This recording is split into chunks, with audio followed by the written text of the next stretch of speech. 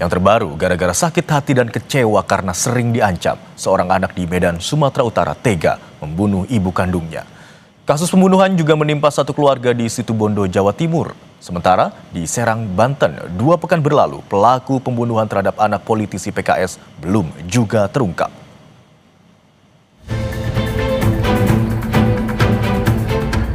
Seorang ibu di Medan, Sumatera Utara ditemukan tewas di tangan anak kandungnya. Korban ditemukan meninggal dalam kondisi luka di tubuhnya.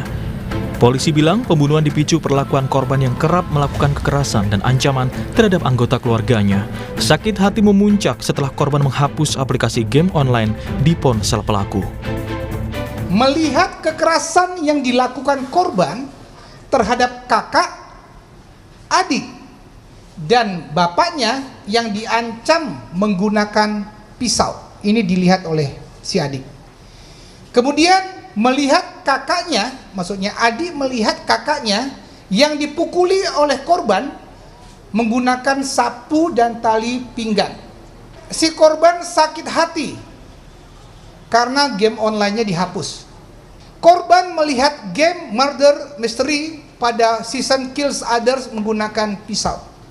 Dan menonton serial anime DC pada saat adegan pembunuhan menggunakan pisau.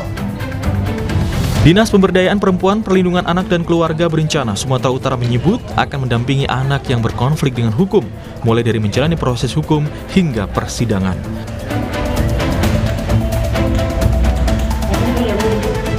Di Situbondo, Jawa Timur, 3 orang dalam satu keluarga ditemukan tewas dengan sejumlah luka. Jasad ketiga korban pertama kali ditemukan oleh kerabat yang datang ke rumah. Guna mengungkap kasus kematian satu keluarga ini, polisi melakukan olah TKP lanjutan. Selain menyita barang bukti, polisi juga sudah memeriksa 4 saksi. Olah TKP ya, lanjutan. Ya, mudah-mudahan ada petunjuk-petunjuk. Ya. Sementara masih 3-4 orang saksi, tapi sambil berjalan ya, artinya pihak-pihak yang kira-kira kita butuhkan keterangan ya, pasti akan kami mintai keterangan. Dan kasus yang menjadi sorotan publik adalah tewasnya seorang anak berusia 9 tahun di rumah mewah di Cilegon, Banten yang tak lain anak politisi PKS hingga kini belum terungkap. Polisi mengaku belum bisa mempublikasikan secara detail atas perkembangan dari kasus ini karena masih bersifat rahasia atau konfidensial, khususnya berkaitan dengan barang bukti ilmiah dan para saksi. Udah 22 ya, data 22. Untuk keterangan apapun dari pemeriksaan saksi tersebut kami belum bisa menyampaikan. Alat buktinya masih semua diuji, di-compare, diperbandingkan. Kalau memang ada persesuaian, ya kita akan koordinasikan. Maraknya pembunuhan di keluarga menjadi kekhawatiran tersendiri, apalagi keluarga merupakan lingkungan yang terdekat yang seharusnya aman dan nyaman. Tim Liputan, Kompas TV.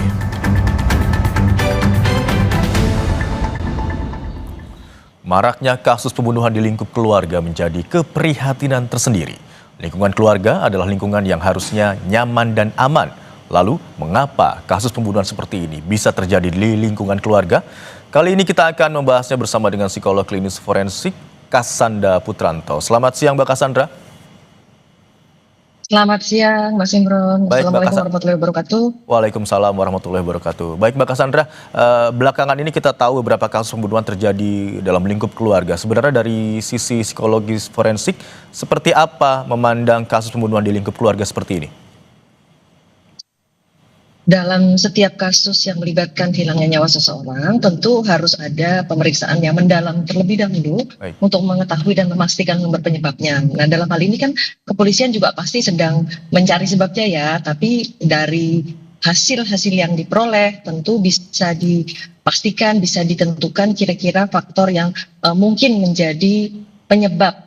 Setelah tersangka-tersangkanya ditemukan tentu saja, siapa yang berpotensi kuat untuk menjadi tersangka atau pertamanya juga mungkin terduga pelaku pembunuhan, lalu kemudian berdasarkan dari alat buktinya, lalu kemudian pemeriksaan terhadap tersangka, baru bisa ditentukan kira-kira penyebabnya apa. Nah, pada banyak kasus umumnya disebabkan karena berbagai motif, baik motif asmara, ekonomi, atau dendam, dan lain sebagainya. Nah, dalam kasus khususnya yang mengaitkan dengan keluarga, anggota keluarga, biasanya faktor dendam lebih banyak mendominasi. Nah, di dalam proses-proses seperti ini tentu pemeriksaan psikologis terhadap tersangka pelaku sangat mampu menjelaskan mengapa terjadi psikodinamika kekerasan di dalam keluarga sehingga mengakibatkan tewasnya seseorang. Mbak Cassandra, tadi ada katakan faktor dendam yang paling banyak ditemukan begitu menjadi motif. Lalu sebenarnya apa yang membedakan kekerasan, bahkan ada yang berujung hingga pembunuhan begitu ya, di dalam keluarga dengan kekerasan di kasus-kasus lain yang di luar lingkup keluarga? Ya, karena ada riwayat dendam ini tersebut ya, pastinya ketika ada profil psikologis yang khas, ada situasi-situasi yang mungkin tidak bisa diselesaikan, ada masalah intelijensi, ada masalah mungkin karakter kepribadian, pengendalian emosi, kemudian juga mungkin keterampilan sosial yang terbatas, sehingga ketika ada situasi yang mungkin dirasakan tidak nyaman, tidak mungkin ada kesalahan begitu, lalu banyak yang juga ada kaitan juga masalah ekonomi, tapi lalu kemudian penyelesaiannya adalah dengan cara menghilangkan nyawa korban. Apalagi kalau misalnya ternyata ada unsur ketujuan juga untuk mendapatkan keuntungan, misalnya mungkin ketika ada mau menjual sesuatu atau mendapatkan uang tertentu. Nah, itu yang harus dibedakan dan dipisahkan dari setiap kasus-kasus yang ditemukan. Menarik, tadi ada katakan memang beberapa kasus belakangan ini belum terbuka begitu, konfliknya belum terpecahkan. Tapi Anda katakan juga ada sesuatu yang dirasakan tidak nyaman dalam lingkup keluarga, entah itu dari orang tua ke anaknya. Apakah termasuk kurang terbukanya antar anggota keluarga juga menjadi faktor, Mbak Cassandra? Bisa jadi, tapi yang jelas adalah ketika rasa emosi itu tidak terdeteksi, tidak terungkap, lalu kemudian diabaikan, bagaimana setiap anggota keluarga ini tidak mengenali masing-masing dan mungkin juga memang tidak ada komunikasi dan hubungan interpersonal yang harmonis, sehingga akhirnya solusi untuk menghilangkan nyawa itu menjadi bagian, selain juga mungkin karena adanya ledakan emosi yang mendadak yang begitu tiba-tiba. Nah, ini yang nanti bisa membedakan antara salah satu jenis motif pembunuhan ini adalah dengan spontan atau terencana. Nah, ketika ada ledakan emosi biasanya memang cenderung spontan. Tetapi ketika ada persiapan, lalu kemudian ada rencana-rencana, apalagi kemudian melibatkan orang lain, nah ini bisa disebut bukan karena ledakan emosi, tetapi justru berdasarkan pertimbangan yang matang sampai ada rencana-rencana untuk menghilangkan jejak dan lain sebagainya. Tapi Mbak Cassandra, ketika ada rencana, ketika ada persiapan begitu, apakah pelaku itu menyadari konsekuensi selanjutnya, ataukah hanya aksi spontanitas saja dengan ledakan-ledakan emosi yang dapat diluapkan begitu, Mbak Cassandra?